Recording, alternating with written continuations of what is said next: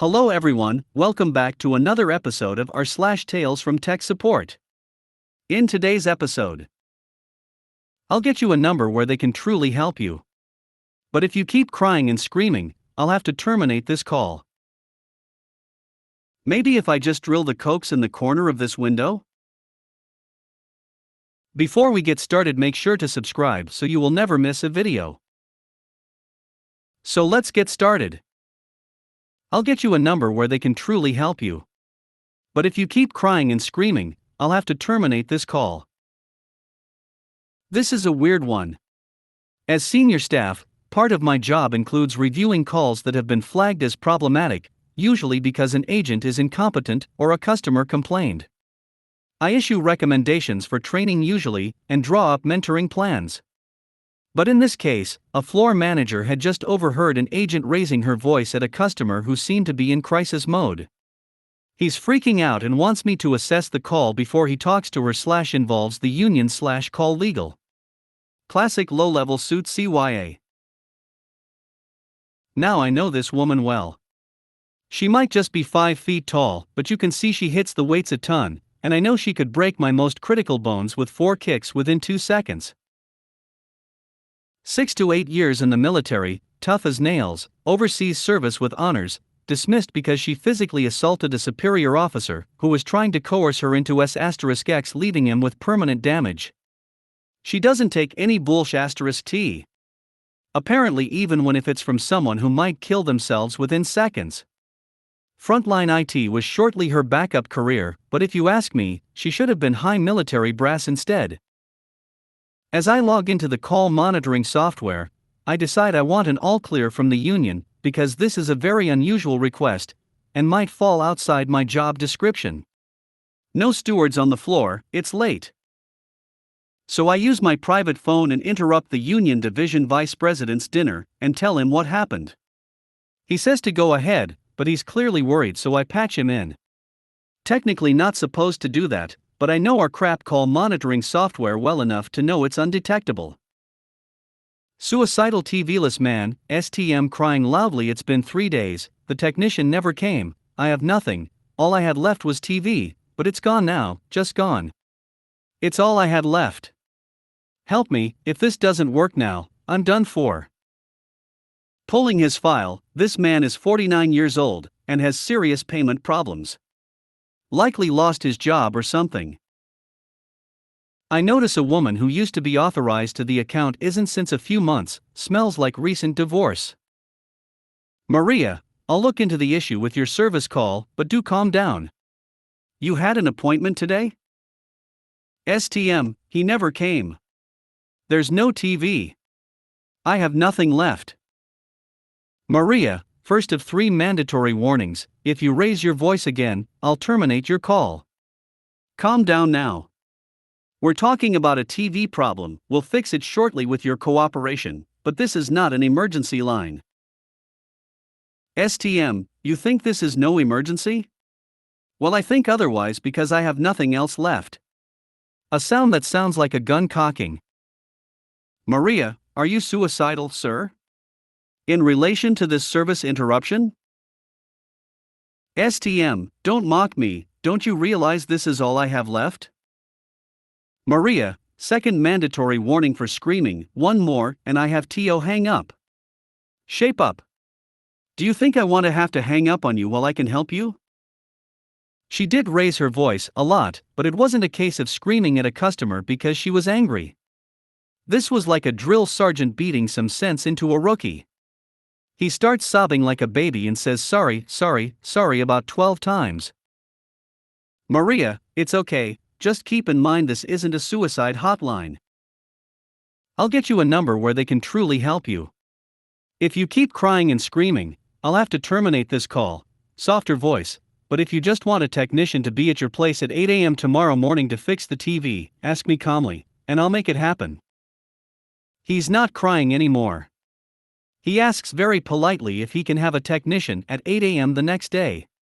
And she puts it in, cool as ice, while sternly telling him as soon as the call was over, he had to call the suicide hotline number she was giving him, and that if he didn't do it, she'd know and send emergency services.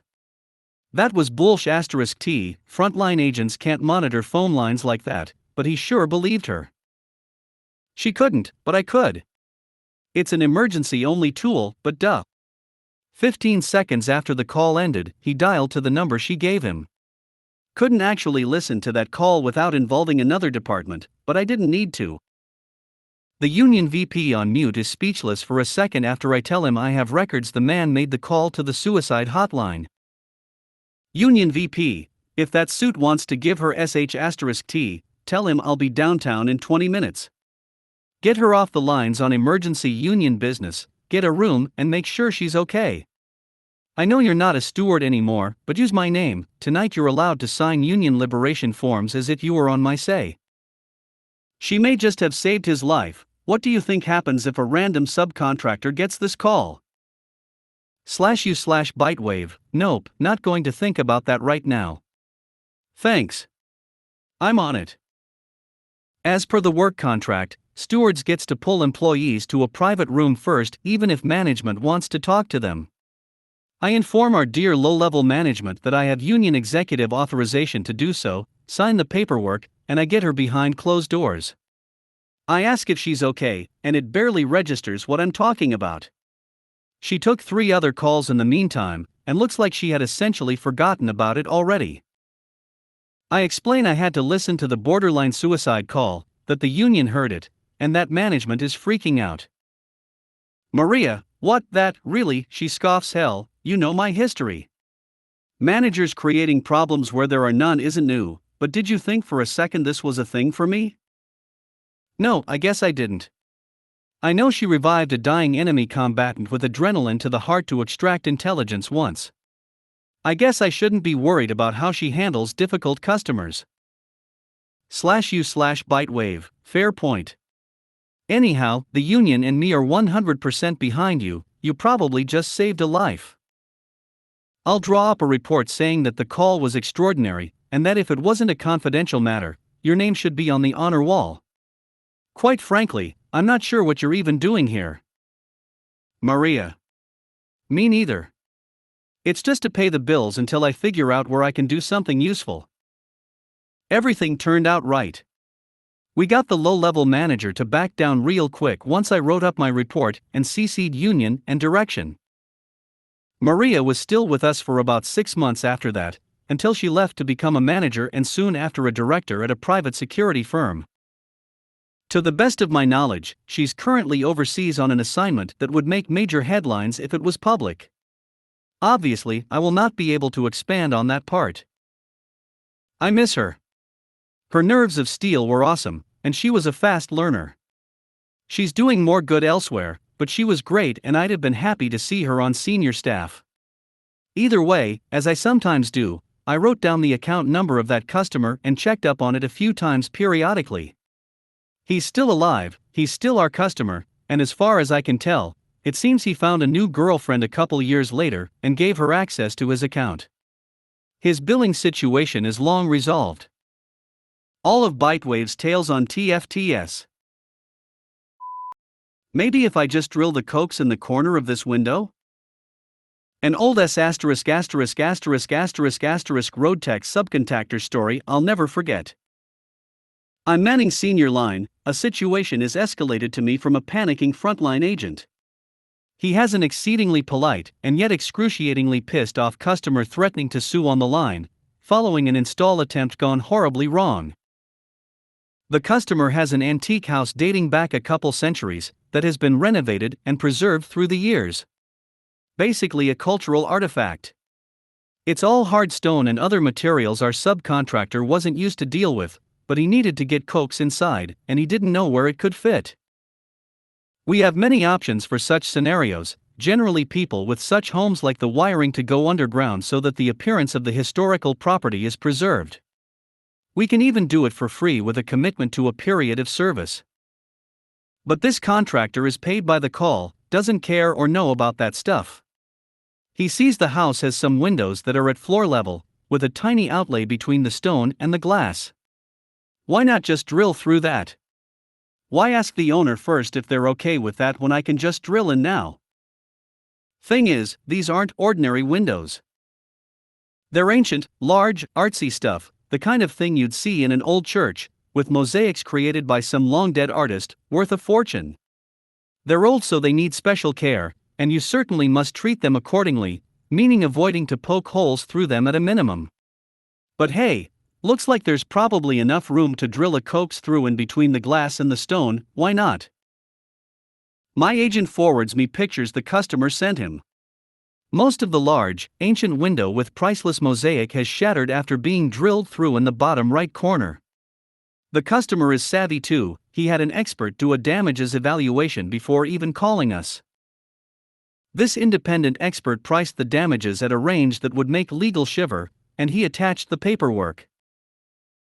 Obviously I file all this and make sure Oxymoron, our director of contractor quality, has everything in hand within the hour. I forward it to legal too, as we must do when we deem someone has legitimate grounds to sue us. I'm mostly angry, because it's not just about the money, that thing can't be repaired, and it's all because we want to cut corners on costs for installations. There wasn't much else I could do. /u/Bitewave, thank you for all this. Please assure our new customer that a specialist, lawyer, will call him back within 2 hours to discuss a resolution. I guess legal would want you to apologize in a way that doesn't suggest we're admitting fault. But just go ahead and apologize for real, I got you, that was inexcusable. Obviously the subcontractor didn't stay with us very long, and it wasn't his first WTF either. We settled a generous compensation for the customer, but there was no way to truly restore the historical damage to his property.